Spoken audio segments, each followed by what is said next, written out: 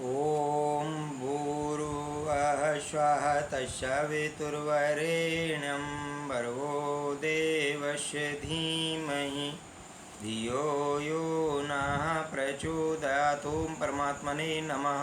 सुप्तोऽपि न सुषुप्तो च स्वप्नेऽपि शयितो न च जाग्रेऽपि न जाग्रति धीरस्पृतः पदे पदे सुप्तः सोता हुआ अपि भी ना नहीं सुसुप्तो सुसुप्ति में चा और स्वप्ने भी स्वप्न में भी शयति सोया हुआ ना नहीं चा और जागरे भी जागा हुआ भी ना नहीं जागृति जगता है धीरा धैर्यवान तृप्तः संतृप्त संतुष्ट पदे पदे प्रत्येक पद पर तत्ववेत्ता धीर अर्थात ज्ञानी पुरुष सुसुप्ति अवस्था में भी सोता हुआ नहीं होता, स्वप्न अवस्था में भी वह सोया हुआ नहीं होता और ना ही जागृत अवस्था में जागा हुआ होता है। वह तो हर एक पग पर तृप्त होता है।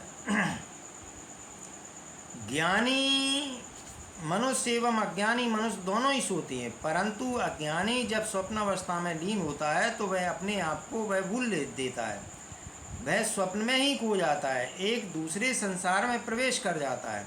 सुप्त अवस्था में वह गहरी नींद में होता है, तब स्वप्न भी खो जाते हैं। उसे ना ही संस्कार का ज्ञान होता है ना ही श्रम का, लेकिन ज्ञानी मनुष्य की नींद संसारी लोगों से बिल्कुल भिन्न होती है।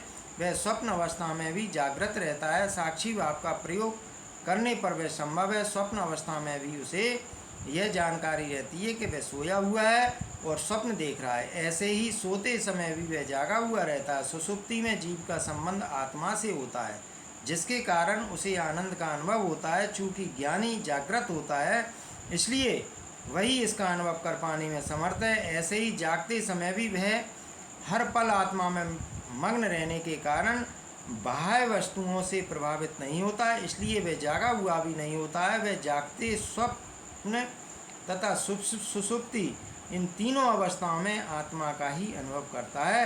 अतः ऐसा ज्ञानी ही हमेशा बंधन मुक्त होता है।